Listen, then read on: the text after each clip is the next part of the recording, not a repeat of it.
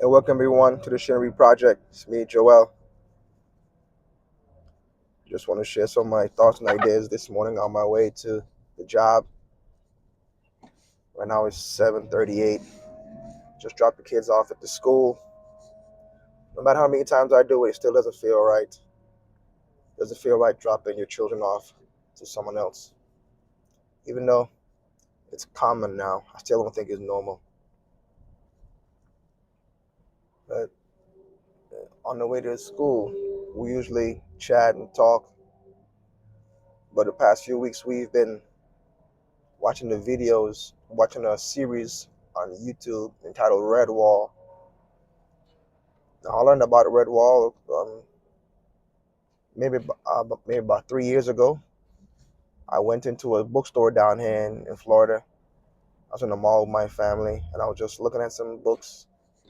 And this gentleman came up to me and walked up to me in the aisle, say, "I'm not sure how we even got to Redwall conversation or the Redwall topic, but he recommended Red Redwall to me, and I've been a fan ever since.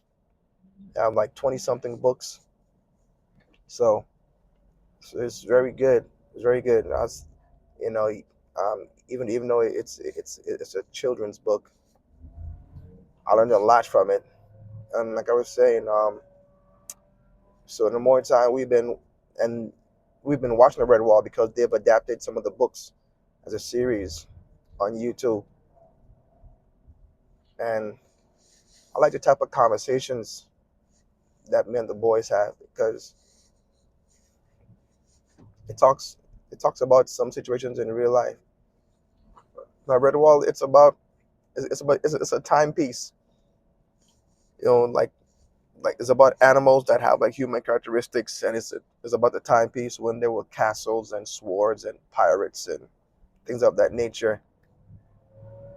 But the thing that I learned just from watching Red Wall is, of course, I knew it all along, but it's just good to be reminded of these things.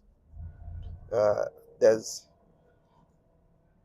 one of my big takeaways from that book, or from one of the books, because I've read a lot of the books, is that there is honor in fighting for what is right, even at the price of your own life. You know, and it's a hard thing to actually wrestle with. I'm still wrestling with it daily. Wondering am I willing to die for certain things that I believe in.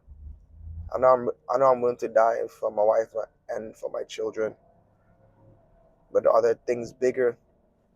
Well, I don't want to say bigger than my wife, but are there things which will which will be okay for me dying for?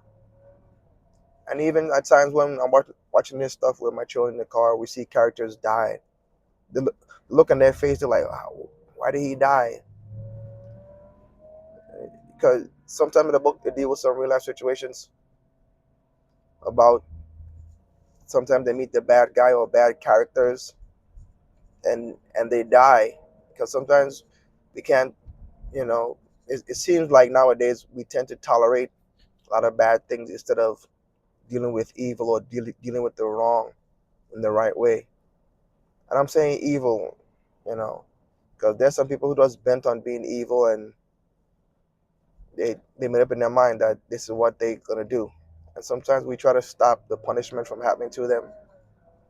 And sometimes the only way to deal with evil is to get rid of it instead of trying to befriend it. And these are the type of conversations that I'm having with them on a daily basis. But of course, the show and the book and the show on YouTube, it's not all about killing and fighting, even though there's a lot of fighting in it. But it's about being honorable. It's about being a friend. It's about being loyal.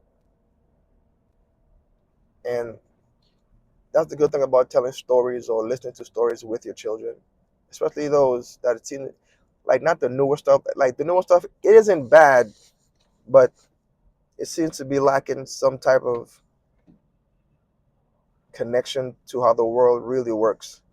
You know, when I watch cartoons now, sometimes, not all, even some of the newer stuff now, it's like they don't really even contend with evil anymore. They try to win them over to be friends, or at times they don't ever really like destroy it or really address.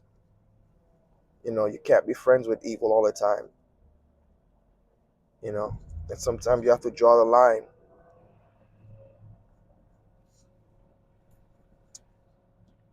And those are some of the things that I learned just listening to Redwall, and also because just being a Christian, I go from a Christian perspective. You have to call evil evil and good good. We seem to be now in a day where we're calling everything except what it is. Anyway, I'm trying to document that and let you guys know what's going on in my world right now today. On my way to the job, you know. So